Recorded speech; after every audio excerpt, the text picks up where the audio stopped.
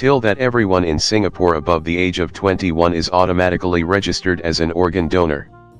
Opting out from this act will result in you being put at the very bottom of the organ priority list, should you need an organ transplantation. In the US, if you are a living kidney donor, i.e. you freely donate a kidney while still alive, you are automatically reserved a spot at the top of the transplant list. The average wait time for a kidney transplant is 1,600 days, it's about 150 days for a living donor. That's a good policy. Is it a reward or because they're more likely to require something later? I only ask. I heard donating a kidney is a more serious operation than receiving one. In NZ they have a similar thing. I've been thinking about doing a non-directed donation for a while now because of that rule. In a weird way, even if you ignore the fact you can save someone's life, it's actually tactical to donate a kidney. Kidney failure usually occurs in both kidneys at the same time, so having one kidney doesn't increase your risk of kidney failure. Therefore, donating is effectively an insurance policy should you need a kidney in the future. The downsides are the risks during and immediately after surgery, and also the fact that you can't donate to a loved one if they need it in the future. It is true for immediate family of living donors too, I believe. Spouse, parents, and siblings. Since the donor would be unable to donate to them, regardless if they would even be a match anyway. You are automatically reserved a spot at the top of the transplant list below the wealthy recipients paying to get to the front of the line. Probably because they will fucking die otherwise having donated the other kidney. Edit. Now I realize that I said something dumb. Whilst a good policy to encourage donation, other countries don't operate a list in terms of numerical order. Instead, it's about best matched organ, which recipient and organ combo has the best chance of survival. I believe the US also do living donor swaps, where if you, person X, donate to person A, person A's partner, person B, will agree to donate to your partner, person Y, if the match works better. Edit. Since people are pointing out that it's not a numerical list in the States, Op mentioned being reserved a spot at the top of the list. I'm a UK kidney transplant recipient, I have no idea how it works in your country, just following what Op mentioned. Just for kidneys though? I'd hope to extend the scheme to if you needed any organ then you'd be at the top of the list, once you've donated. You could even extend it further to your immediate family as well if you needed to boost the numbers. I might become a living organ donor. Seems like a nice thing to do. Countries get way more organ donors when they make it opt out rather than opt in. It turns out the majority of people don't care enough either way to change their status. I think it's more that they don't, or don't want to, make plans for their death. If you take 100 unmarried 20-somethings and ask if they care what happens to their money and properties after their death, I bet almost all would. However, what proportion do you imagine have taken the trouble to write a will? I don't know the right figure, but I bet it's very very low. In fact, I'd put real money on the answer being 0, because wills are for old people who might actually die, and at that age everyone thinks they're too young to worry about that. Edit. To address a few points in the responses to my comment. Yes, there is a default next of kin split for people who die INTE state. There's also a default to what happens to your organs. My point isn't that people's belongings will be lost to their families, but that they most likely have preferences as to who gets what, even if they're trinkets of no real value that would be significant to e.g. a friend.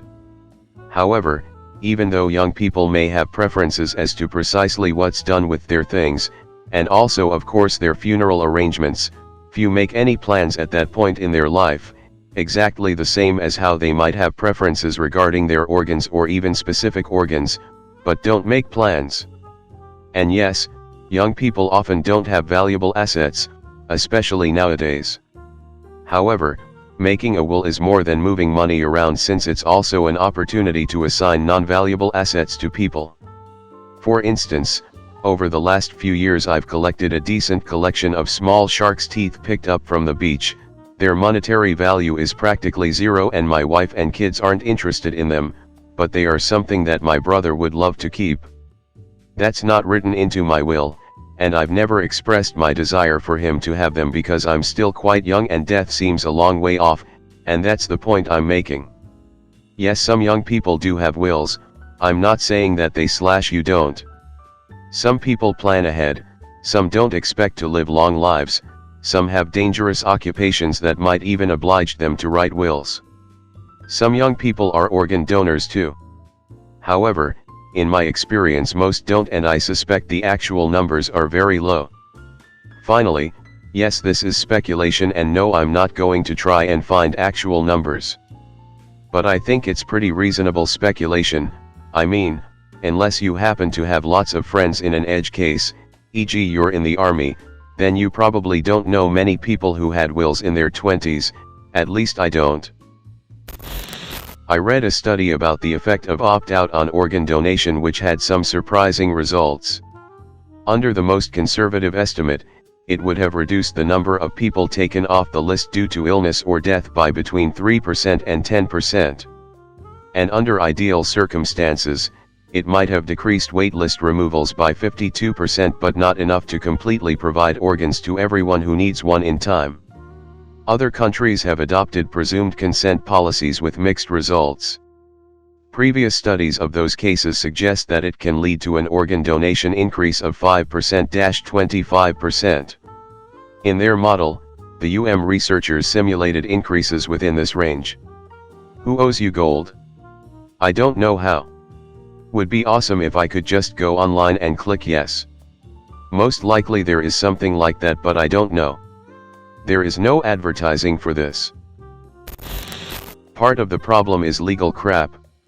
Even if you wanted to donate organs, but died without opting in, they won't/can't take your organs without a medical proxy to agree on your behalf.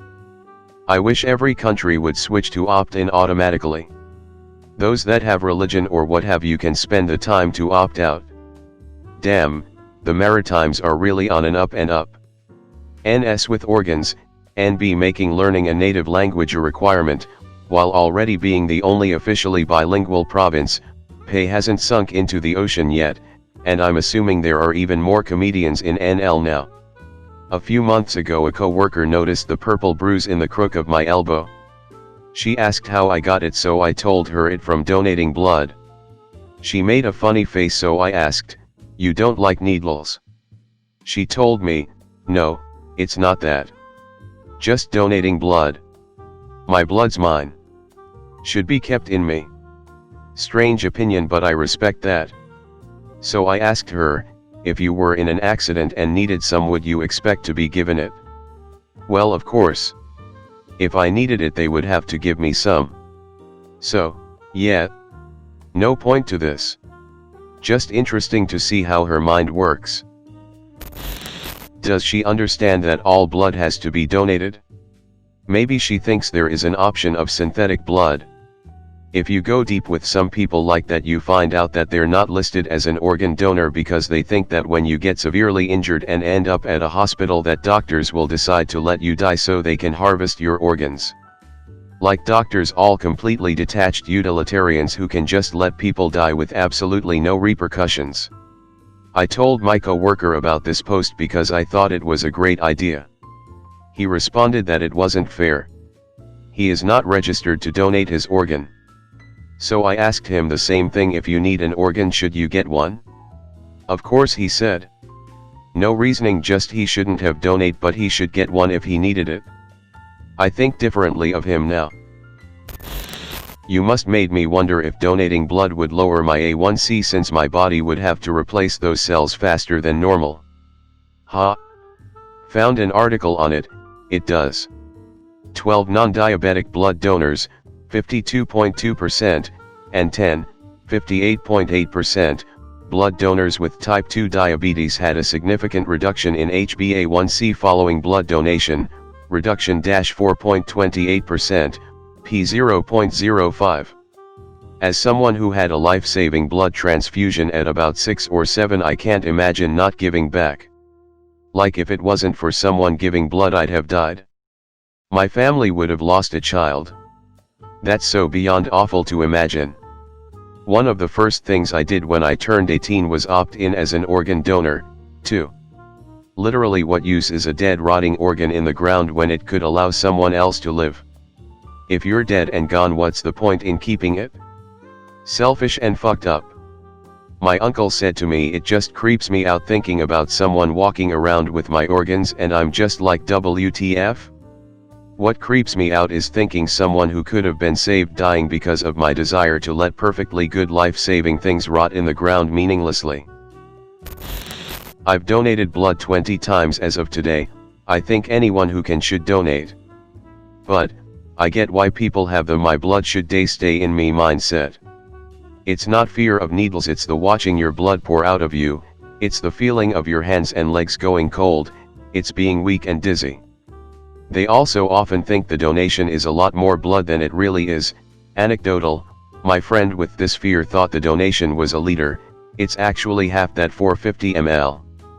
These side effects are real and are mildly uncomfortable, but to them they have it wrapped up in their heads that losing blood is akin to dying, so they should keep that stuff in them and get extra if needed. Meanwhile, I want to donate blood, but whenever I do I start to feel weak and my blood pressure oscillates. Sometimes it gets too low, other too high. I found the latter weird, but that was what the nurse said, so I was forbidden to donate in that hospital. I'm an organ donor, but they're all so fucked up it's more of a gesture thing. I'm told I basically can't donate organs or blood. I have a hereditary blood disorder that makes my insides incompatible with other people. Organ donation doesn't just include the major internal organs we usually think of, it can also include things like eyes, skin, cartilage, and lots of other things. So even if your internal parts are messed up, you could still potentially help someone with another body part. In my country, organ donation is not limited to transplants, they can be removed for donation to medical schools or research facilities. Even fucked up organs can be useful when donated to research, so your contribution will still be helpful in saving lives. I'm sure your cornea are still fine. And somebody will be happy for them. I mean, they could still end up somewhere doing some good through donation. In my province, when we register to donate, we can sign up for 3 different types of donation. Medical donation to a living person, tissue donation to medical research, and then corpse donation to medical schools. I'm sure that there is research being done that could benefit from seeing all kinds of tissues. I personally signed up for the first 2, but got too squeamish at the thought of being in a cadaver lab. I have a lot of friends who went to med school, and I heard enough about the labs to not really want my body to end up there. I can't donate blood, so I assume my organs can't be donated. Not that I want to deal with having to maintain a donated organ with anti-rejection medication and then look for another one down the road once it's rejected fully. What we need is cloned or synthetic organs. Stop worrying about lab meat for food and start cloning human organs. Think it's the same in the Netherlands and the UK now. It's a great policy. Most people would be happy to have their organs donated, they just never get around to registering. In the Netherlands the default is yes, or objection from your next of kin. You don't get put to the bottom of the list, however. Same thing in France, you are considered a donor by default but you can choose to opt out. Don't think you're put to the bottom of the list in the UK though. Which is weird, cause from what I remember they just ask, hey, do you wanna be a donor? When you get your ID/license. I agree that opt-out instead of opt-in is a great policy, but I'm not sure how I feel about punishing people for opting out. Healthcare is a human right, and denying some people care based on them doing something we disagree with seems very iffy. The choice to donate or not donate organs should be made freely, not out of fear. Opt-out is a great policy. Punishing people for doing so is not a great policy. I don't know if I'd agree with the last part of the policy. I'm an organ donor, but I don't think a person should be given lower priority because they don't want to do the same. It's their body, they shouldn't be punished for a decision like that. Just my 2 cents though. The UK. They just never get around to registering. Not that it previously mattered anyway, because it was always your next of kin that were asked for consent for donation in the event of your death, irrespective of whether had registered or not. So it was always more important you let your next of kin know your wishes, and frustratingly next of kin had a nasty habit of refusing consent out of grief or their own beliefs even for people who had registered. I've no idea whether this has now changed with the rule change. Fortunately for me, both my mum and sister come from a healthcare background with a pragmatic approach, so there was no taboo in discussing these things and I've no fear of them overruling my wishes. I also noticed they rolled organ donation into driving license renewals as well, which I thought was a good idea for a way to capture a good chunk of the population. Always thought they should do it with more stuff like passports too to get people who don't drive. TLDR, make sure your next of kin is well aware of your wishes. You don't want them being unsure and having to make a decision for you at a time when they are not in a good state of mind. Not sure about that last statement. I'm in the US, and when I chose to be an organ donor at 18 I was heavily questioned by everyone about why in the world I would choose that. Even a bank teller asked me, "Do your parents know about this? Are they okay with it?" It definitely wasn't the norm back then. Still doesn't seem like the norm now. It took a long time for the law to change in the Netherlands. It used to be opt-in, which has cost many lives in the Netherlands. There is an organization between European countries called Eurotransplant. It works by the numbers of organs a country provides. The more it provides, the higher its citizens will be put on the waiting list if they need an organ. In Belgium they have always had opt-out. The waiting lists in the Netherlands used to be so long that some people, in order to save their lives, would leave the Netherlands and go live in Belgium just so their waiting time would be 1 year instead of 3 or 4. Now that's the Netherlands is finally opt-in, it's much better now. Most people would be happy to have their organs donated. Sometimes that means you get declared as brain dead despite being in a recoverable state. There are no statistics as to how often that happens, but just Google wakes up before organ removal. Even if it's just a minority of cases, it still implies that there are many recoverable people being killed for organs that we can't know about because they meet some arbitrary criteria. A great majority of the demand for organs is met either by victims of violent crime or by victims of traffic accidents. In countries like Brazil or Mexico there is always going to be a lot of violent crime to provide organs for transplants, but in developed countries the trend is for less car accidents to happen with more self-driving cars on the roads. There's a talked about paradox in Brazil where a decrease in violent crimes inevitably leads to a decrease in available organs, and the very same thing is bound to happen in Europe as a result of the aforementioned self-driving capabilities of newer cars. This brings the following question: how is demand going to be met in the future? I hope it's with decellularized/recellularized organs and not from loan schemes using organs as collateral or from the purge-like events. A similar policy is used with elections in Singapore. At 21 you're automatically registered. Failing to vote will disqualify you from voting in the subsequent elections, and disqualify you from running in elections. My parents lived in Singapore for a few years.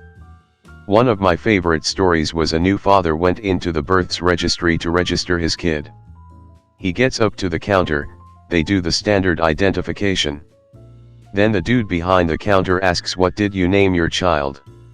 The father starts pulling out the various documents from the hospital, explaining the birth date, etc., etc. The dude behind the counter cuts him off. No, we know all that. What did you name the kid?" "Frank." "Excellent, have a nice day." I don't think the election thing would be too effective. People are scared about the small chance that they'll need an organ, but most people are very confident that they won't ever run for elections. Also, I don't agree with disqualifying anyone from voting in subsequent elections. Organ opt-out policy is great though. In India, doctors recommend surgeries for things that don't require surgery and in the process take out an organ of the patient. Usually happens to the poor, uneducated population. These organs are then sold to the highest bidder in case they need a transplant. What a fucking joke of a country I'm living in. I'm Indian too. Organ scams in India are truly the most cruel and barbaric things I've ever heard of. Makes my blood boil. Damn, that really happens. Thanks for watching. If you could like, subscribe and comment best Reddit stories for more Reddit videos.